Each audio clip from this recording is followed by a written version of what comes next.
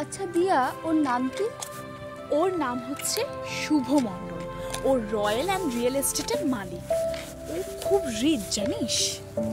ও, এই জন্য তুই ওকে বিয়ে করার জন্য রাজি হয়েছিস? আরে আগে দেখা তো করি, তারপর না সবটা বলবো।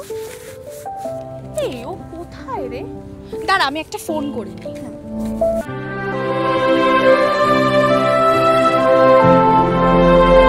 হ্যালো, কোথায় তুমি? এই যে দেখো। ও ওই যে ওদিকে। হ্যাঁ হ্যাঁ, আসছি।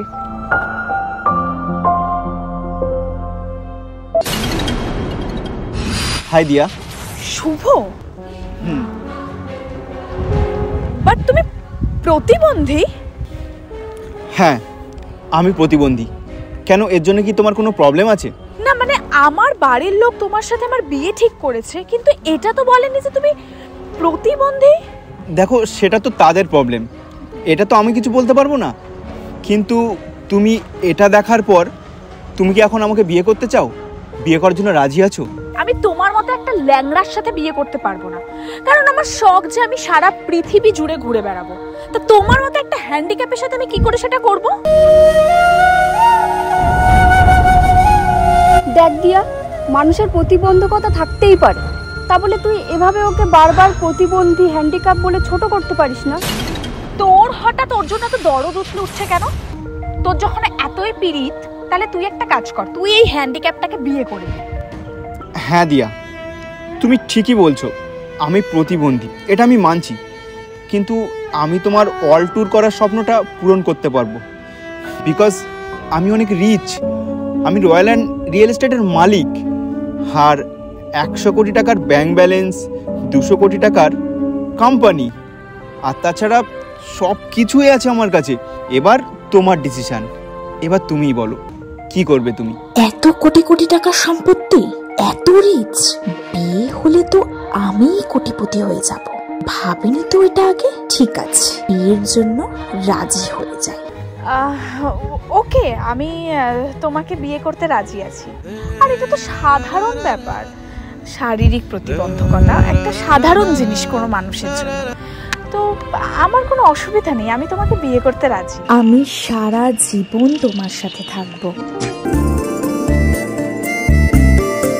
স্যার আমাদের পুরো কোম্পানি ডুবে গেল স্যার। পরপর 2 কোটি কোটি টাকার ডিল ক্যান্সেল হয়ে গেছে স্যার।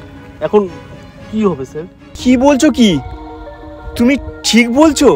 হ্যাঁ স্যার, আমিও বুঝতে পারছি না এটা কিভাবে হলো। ও শিট, ও গড, মানে এসব কি করে হলো? আমি তো কিছু বুঝতে পারছি না। মানে এটা তো হওয়ার কথাই নয়। ও গড। আচ্ছা, তুমি যাও, গাড়িতে বসো, আমি দেখছি কিছু কি করা যায়। ঠিক আছে। তার মানে তুমি এখন রাস্তার ফকির? হ্যাঁ, তা বলতে পারো। আমি এখন আর তোমাকে বিয়ে করতে পারবো না। কেন? এই তো তুমি বললে সারা জীবন আমার সাথে থাকবে, এখন কি হলো? কি আবার হবে? এখন তো তোমার কাছে টাকা পয়সা আর কিছুই নেই, তুমি এখন রাস্তার ভিখিরি, আর এই জন্যই তোমাকে আমি বিয়ে করতে পারবো না। ও আচ্ছা, তার মানে তুমি আমার টাকা পয়সা দেখেই আমাকে বিয়ে করার জন্য রাজি হয়েছিলে, তাই তো? অবভিয়াসলি। শোনো, তুমি আর আমাকে কখনো কন্ট্যাক্ট করার চেষ্টা করবে না, ঠিক আছে? বাই। রিয়া চল। আচ্ছা ঠিক আছে, তুই চল, আমি আসছি। ওকে।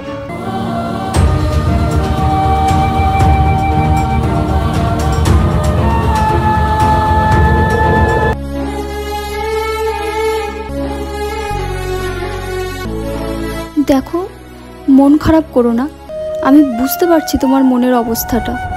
মানুষের জীবনে কখনো কখনো এরকম খারাপ সময় আসে, তখন ভেঙে না পড়ে নিজেকে শক্ত রাখতে হয়।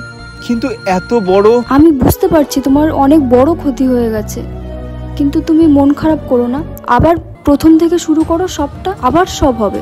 এটা সত্যি, ভালো সময় সবাই পাশে থাকে, কিন্তু খারাপ সময় বুঝে সবাই দূরে চলে যায়। আর আজকাল সবাই বেশিরভাগই টাকা দেখে, অর্থ সম্পত্তি দেখেই ভালোবাসে। ভালোবাসা, ভালো লাগা, এই যে কথা দেওয়া, এগুলোর কোনোই দাম নেই কারোর কাছে।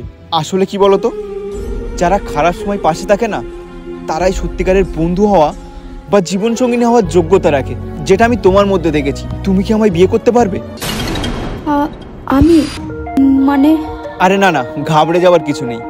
আসলে আমি তোমার মধ্যে একটা সৎ এবং সুন্দর মানসিকতার মানুষ দেখেছি, এই জন্য তোমাকে এই প্রপোজালটা দিলাম। আর আমি সারা জীবন আমার সাধ্যমতো তোমাকে আগলে রাখার, ভালো রাখার চেষ্টা করব। তুমি কি রাজি আছো? হ্যাঁ, আমি রাজি। আমিও তোমাকে সাহায্য করব এই খারাপ সময়টা থেকে বাইরে বেরিয়ে আসার জন্য। আর জীবনের প্রত্যেকটা মুহূর্তে আমি তোমার পাশে থাকব।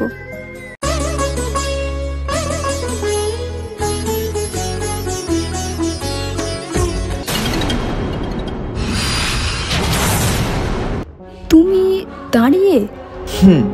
আসলে আমি প্রতিবন্ধী নই, আর আমার কোম্পানির কোনো লসও হয়নি। আমি ঠিক বুঝতে পারছি না। আচ্ছা, তোমাকে সবটাই বুঝিয়ে বলছি, এক মিনিট। দিয়া,